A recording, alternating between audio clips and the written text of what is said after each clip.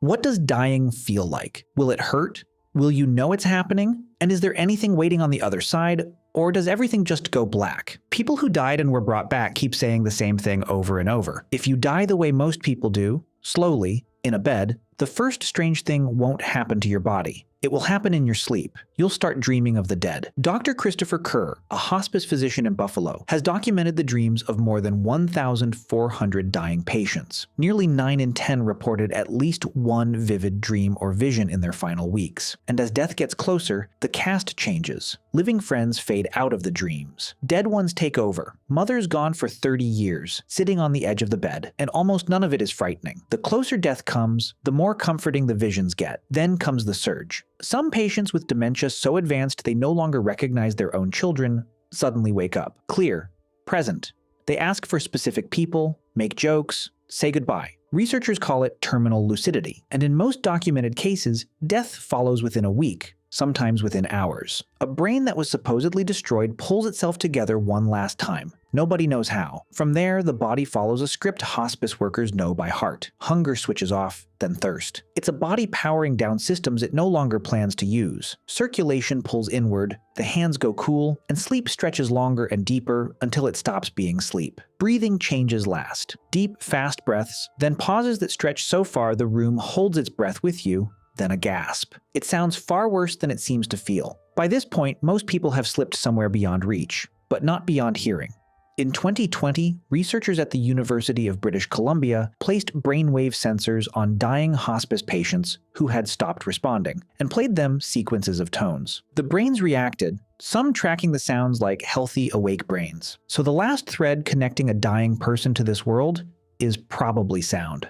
They can't answer you anymore, but your voice is still arriving. Then the heart stops. Within about 10 seconds, the brain runs out of usable oxygen, and every measurable sign of consciousness switches off. From the outside, that's the end of the story. The monitors flatline. Someone writes down the time. But from the inside, thousands of people insist the story is just getting started. In 2001, a Dutch cardiologist named Pim van Lommel published a study in the Lancet, one of the most respected medical journals on Earth. His team had interviewed 344 cardiac arrest survivors within days of their resuscitation. 62 of them came back with memories. Most had kept it to themselves, afraid of what people would think. And these weren't foggy fragments. They were structured experiences built from the same recurring parts, in roughly the same order. It begins with the pain switching off, a crushed chest, a failing heart, whatever agony the body was producing, gone, like someone flipped a breaker. What replaces it, survivors say, is the deepest calm they have ever felt.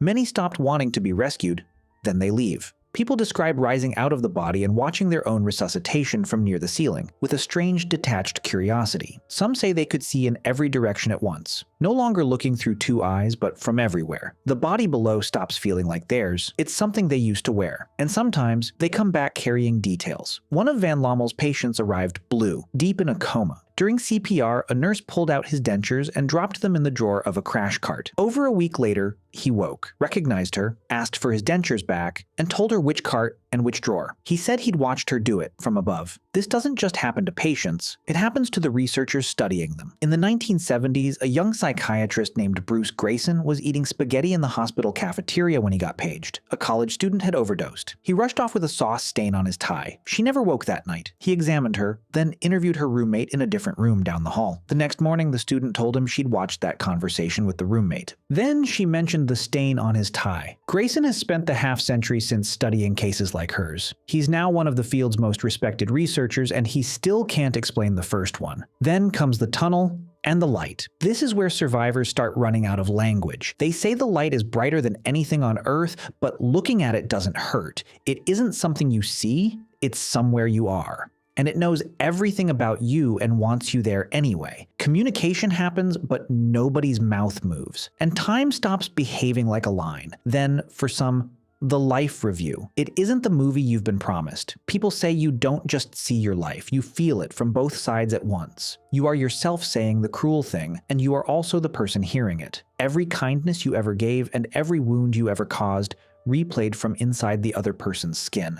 And the light doesn't judge you, you judge yourself. Many meet someone there, often a parent or grandparent who died years earlier, sometimes a relative they never even knew they had. Many reach a border, a river, a gate, a line in the grass, with the quiet understanding that crossing it means staying. Some are given a choice. Others are sent back without one. Not every account is beautiful. A small minority return from an empty void, or somewhere that terrified them. Researchers document those cases too. Then they're slammed back into a body full of pain and noise, and a surprising number of them are furious about it. Years later, scientists at the University of Liège in Belgium put near-death memories through testing, comparing them against memories of real events from the same people. The near-death memories scored higher, more detail, richer emotion, and a stronger sense of certainty than things that verifiably happened. The brain files them as realer than real, and the pattern doesn't care who it happens to. Cardiologists hear the same account from truck drivers and priests. A pediatrician in Seattle documented it in children as young as 3. Too young to have heard of tunnels or life reviews, drawing what they saw in crayon. Now,